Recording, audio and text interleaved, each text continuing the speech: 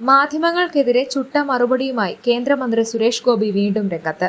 ദില്ലിയിലെ തിരഞ്ഞെടുപ്പുമായി ബന്ധപ്പെട്ട തന്റെ പ്രസംഗത്തെ സ്വാർത്ഥ താൽപര്യങ്ങൾക്കായി മലയാള മാധ്യമങ്ങൾ വളച്ചൊടിക്കുകയാണെന്ന് അദ്ദേഹം തന്റെ ഫേസ്ബുക്ക് പോസ്റ്റിൽ കുറിച്ചു. പോസ്റ്റിനൊപ്പം പ്രസംഗത്തിന്റെ വീഡിയോയും അദ്ദേഹം പങ്കുവച്ചിട്ടുണ്ട്. 2016 MP ആയ ആ കാലഘട്ടം തൊട്ട് ഞാൻ മോദിജിയോട് ആവശ്യപ്പെടുന്നുണ്ട്, എനിക്ക് സിവിൽ ഏവിയേഷൻ വേണ്ട, എനിക്ക് ട്രൈബൽ തരും. അപ്പൊ നമ്മുടെ ഒരു നാട്ടിലെ മറ്റൊരു ശാപമാണ്, ഒരു ട്രൈബൽ ക്യാബിനറ്റ് മന്ത്രി ഒരിക്കലും ട്രൈബൽ അല്ലാത്ത ആളാവുകയില്ല. എന്റെ ആഗ്രഹമാണ്, എന്റെ സ്വപ്നമാണ്, ഒരു ഉന്നത കുലജാതൻ അവരുടെ ഉന്നമനത്തിന് വേണ്ടി ട്രൈബൽ മന്ത്രിയാവണം. ഒരു ട്രൈബൽ മന്ത്രിയാവാൻ ഒരാളുണ്ടെങ്കിൽ അദ്ദേഹത്തെ മുന്നോക്ക ജാതികളുടെയൊക്കെ ഉന്നമനത്തിന് വേണ്ടിയുള്ള മന്ത്രിയാക്കണം. ഈ പരിവർത്തനം ഉണ്ടാവണം നമ്മുടെ ജനാധിപത്യ സംവിധാനത്തിൽ. ജാതിവശാൽ അങ്ങനെ നമ്മൾ പ്രാക്ടിക്കൈസ് ചെയ്തിട്ടുള്ള ഉന്നത കുലജാതി, ഒരു ബ്രാഹ്മണനോ ഒരു നായിഡുവോ, അവർ നോക്കട്ടെ ഗോത്രവർഗത്തിന്റെ കാര്യങ്ങൾ. വലിയ വ്യത്യാസമുണ്ടാകും. ഇത് ഞാൻ അപേക്ഷിച്ചിട്ടുണ്ട് പ്രധാനമന്ത്രിയോട്. പക്ഷെ ഇതൊക്കെ ചില ചിട്ടവട്ടങ്ങളൊക്കെ ഉണ്ട്. ഫേസ്ബുക്ക് പോസ്റ്റ് ഇങ്ങനെയാണ്: ദില്ലിയിലെ തിരഞ്ഞെടുപ്പുമായി ബന്ധപ്പെട്ട എന്റെ പ്രസംഗത്തെ സ്വാർത്ഥ താൽപര്യങ്ങൾക്കായി വളച്ചൊടിച്ച മലയാള മാധ്യമങ്ങൾക്ക് അറിയേണ്ടത് ഭാരതത്തിൽ വർഷങ്ങളായി നിലനിൽക്കുന്ന ജാതി വ്യവസ്ഥയ്ക്ക് അതീതമായി ഓരോരു ഭാരതീയനെയും തുല്യനായി കാണണം എന്നതാണ് ബാബാ സാഹിബ് മുന്നോട്ട് വെച്ച വലിയ സ്വപ്നം. ഈ തുല്യതയുടെ ഭാഗമായാണ് ഭാരതത്തിലെ ആദിവാസികളും പിന്നോക്ക വിഭാഗങ്ങളും മുന്നോക്ക വിഭാഗങ്ങൾ സംരക്ഷിക്കണമെന്നും പിന്നോക്ക വിഭാഗങ്ങൾ മുന്നോക്ക വിഭാഗങ്ങളുടെ കാര്യങ്ങളിലും പങ്കാളികളാകണമെന്നും ഞാൻ ആഗ്രഹിച്ചത്. ഇന്നെന്റെ പ്രസംഗം ദുഷ്ടലാക്ക് ഉപയോഗിച്ച് വളച്ചൊടിച്ച മാധ്യമങ്ങൾക്ക് അതിന്റെ പൂർണ്ണരൂപം പുറത്തുവിടാനുള്ള ധൈര്യം കാണിക്കേണ്ടത് അത്യാവശ്യമാണെന്ന് ഞാൻ വിശ്വസിക്കുന്നു.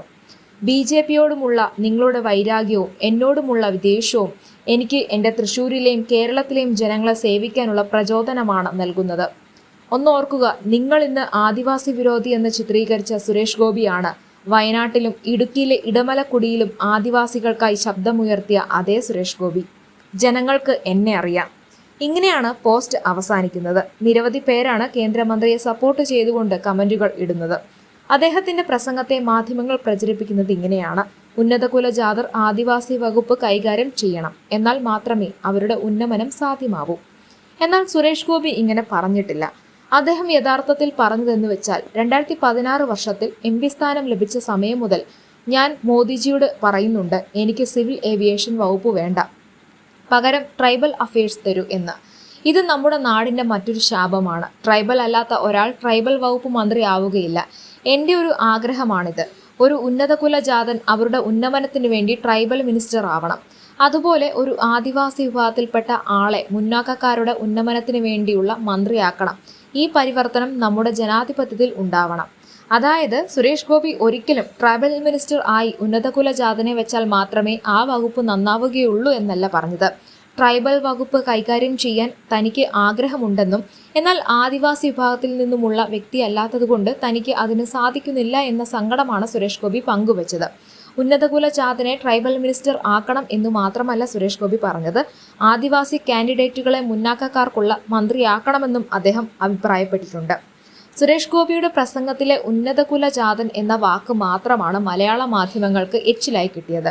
അവർ അത് ആവോളം വാരി തിന്ന് പൊതുസമൂഹത്തിലേക്ക് ഛർദ്ദിക്കുന്നു. പൊതുസമൂഹത്തിലെ ചിലർ അത് ഉളുപ്പില്ലാതെ വാരി തിന്നുന്നു.